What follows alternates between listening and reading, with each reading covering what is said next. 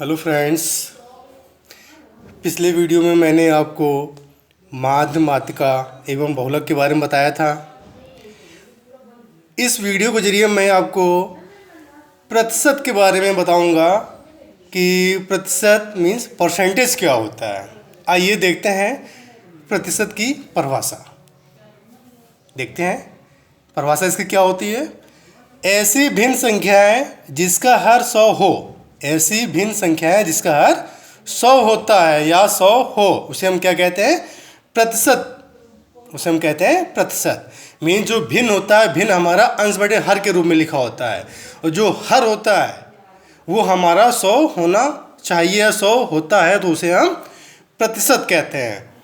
इसको हम इस चिन्ह के द्वारा प्रदर्शित करते हैं। ये देखो चिन्ह दिख रहा है आपको। इस चिन्ह के द्वारा हम प्रतिशत को प्रदर्शित करते हैं। इसका मतलब क्या होता है? 1/100। इसका मतलब 1/100 होता है।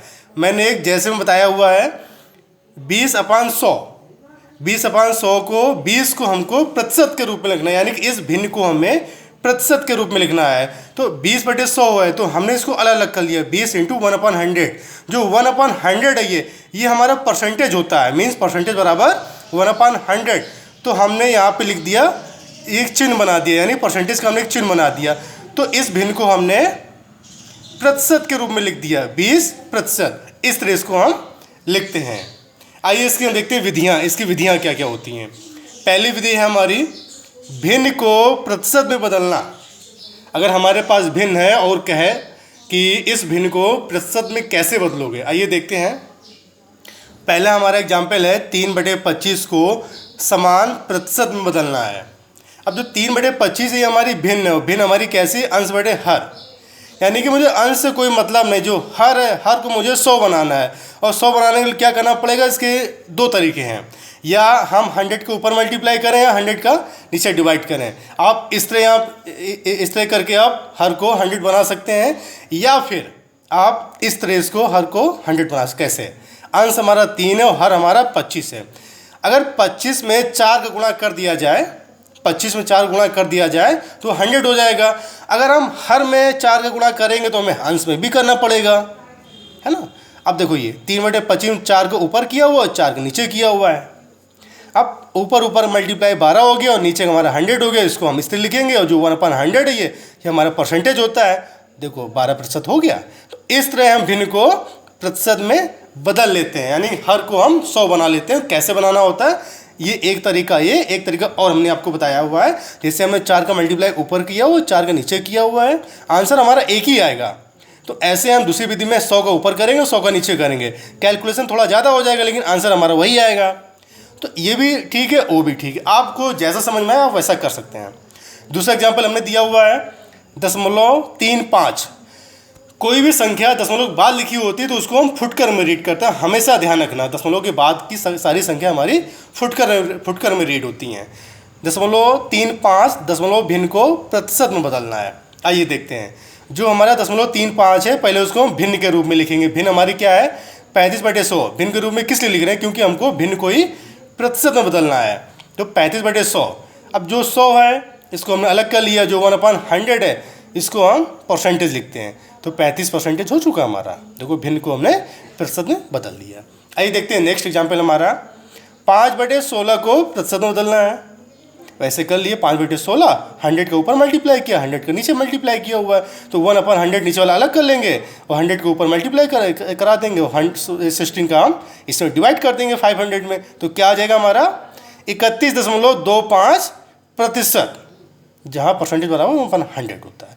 तो इस तरह हम भिन्न को प्रतिशत में बदल लेंगे। जैसे सवाल अगर हमारे पास आते हैं कि भिन्न को प्रतिशत में बदलना है, तो आप इसी तरह आप प्रतिशत में बदल सकते हैं।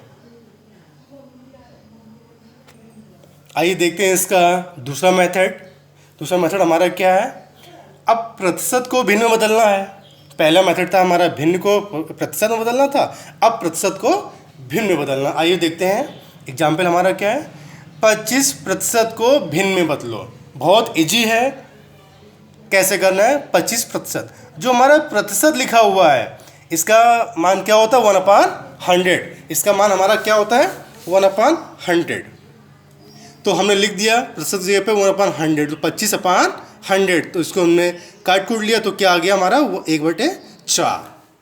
ऐसे हम सवाल को सॉल्व कर लेंगे। अब दूसरा एग्जाम्पल क्या हमारा, 31 से 1/4 प्रतिशत को भिन्न में बदलना है। अब पहले इसको सरल भिन्न में बदल लेंगे, ये हमारी मिश्रित भिन्न है, इसको हम सरल भिन्न में बदल लेंगे। सभी को आता है कि इस मिश्रित भिन्न को सरल भिन्न में कैसे बदला जाता है। 31 + 1/4 ऐसे करते हैं। अब इसका एलसीएम ले लेंगे तो हमारा क्या आएगा, 125/4 प्रतिशत। अब प्रतिशत को हम कैसे लिखते हैं, 1/100 के रूप में, तो 125/400 ही हो गया। अब इसको काट कूट लेंगे, 25 पंचे 125, 25 चौको 100, तो 5/16। तो इस तरह हम प्रतिशत को भिन्न में बदल लेते हैं। अब हम देखते हैं कहीं कहीं पे बहुत सारे एग्जाम्पल होते हैं और मिक्स एग्जाम्पल होते हैं और कई सारे सवाल होते हैं। उन सवालों को हमें कैसे सॉल्व करना है, ये थ्योरेटिकल के रूप में सवाल होते हैं, मिश्रित भिन्न के रूप में सवाल होते हैं, तो उसको हम कैसे सॉल्व करते हैं, आइए देखते हैं सवालों को। पहला सवाल है हमारा 250 का 20% निकालना है। अब थोड़ा सा कठिन सवाल आया हुआ, लेकिन उसको कैसे सॉल्व करेंगे, बहुत इजी मेथड है, बस थोड़ा सा ध्यान से ही पढ़ना है आपको। 250 का 20%। अब का मतलब क्या होता है, मल्टीप्लाई। हमने यहाँ साइड में लिख रखा है का मतलब मल्टीप्लाई। अब 250 का 20%, अब 250 का हमको 20% निकालना है, कितना होगा सभी को मालूम है, 50 रुपया। अब 250 × 20%, अब 20% को हम लिखेंगे 20/100, काट कूट लेंगे तो कितना आ जाएगा 50, क्योंकि प्रतिशत को 1/100 लिखते हैं। तो इस तरह हम सवाल को सॉल्व करते हैं। आइए दूसरा सवाल कैसे देखते हैं। वह संख्या ज्ञात करो जो 500 से 20% अधिक है। मतलब हमको संख्या ज्ञात करनी है जो 500 से 20% अधिक है। पहले हम निकालेंगे 500 का 20% निकालेंगे। सभी को मालूम है 500 का 20% कितना होता है, 100। फिर 500 से अधिक कह रहा है, तो वही जो 100 निकला हुआ है संख्या में जोड़ देंगे तो हमें संख्या प्राप्त हो जाएगी। आइए देखते हैं कैसे करते हैं इसको। सर्वप्रथम 500 का 20% निकालना है। सभी को बताइए का मतलब मल्टीप्लाई होता है, 500 × 20/100, काट कूट लिया तो कितना आ गया 100। तो हमारा इस संख्या से कितना अधिक है, 20%, 100 अधिक है। अब 100 को क्या करना है, फिर संख्या में 100 जोड़ देते हैं।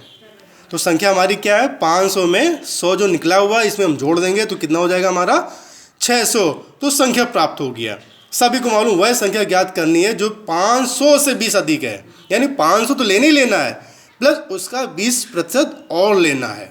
अधिक की बात कर रहा है, तो पहले हम 20% निकालेंगे, फिर 500 में 100 जोड़ देंगे। तो इसलिए हम इस सवाल को करेंगे। आइए नेक्स्ट देखते हैं कैसे हम करते हैं। मैं अपने वेतन 400 रुपये का 70% व्यय करता हूँ। मैं अपने वेतन का 400 रुपये का 70% व्यय करता हूँ, तो मेरा व्यय होगा, यानी कि जो उसका वेतन है 400 रुपये, अब 400 रुपये में वो 70% खर्च कर देता है। अब कितना खर्च करता है, ये तो हमारा परसेंटेज में 70% खर्च करता है अपने मूल वेतन से, मीन्स 400 रुपये में। तो कितना खर्च करता है वो रुपए में अब पूछ रहा है, रुपए की बात कर रहा है, वो तो परसेंटेज बोला हुआ है। अब रुपए की बात कर, रुपए कितने खर्च करता है, ये देखते हैं। वेतन कितना उसका 400 रुपये, और अपना वेतन में कितना खर्च करता है, 70% खर्च करता है अपने मूल वेतन का। तो का है, का मतलब मल्टीप्लाई, सभी को मालूम है। तो 400 × 70/100 काट लेंगे 280 रुपये, यानी कि वो अपने मूल वेतन का 280 रुपये खर्च कर देता है। तो इस तरह हम प्रतिशत वाले सवालों को सॉल्व कर लेते हैं। प्रतिशत किसे कहते हैं, प्रतिशत का चिन्ह क्या होता है और चिन्ह का मतलब क्या होता है, चिन्ह का मान क्या होता है, इस तरह हम सवालों को सॉल्व कर लेते हैं। कैसे भी सवाल आ रहे हैं तो इसी मेथड से हम सवालों को सॉल्व कर लेते हैं। तो आज हमने पढ़ा प्रतिशत किसे कहते हैं। अगर ये वीडियो अगर आपको अच्छा लगा हो तो अपने मित्रों के साथ में शेयर करें, लाइक सब्सक्राइब करना ना भूलें। धन्यवाद। ऐसे ही हम नए नए टॉपिक के वीडियो आपके पास लाते रहेंगे। धन्यवाद।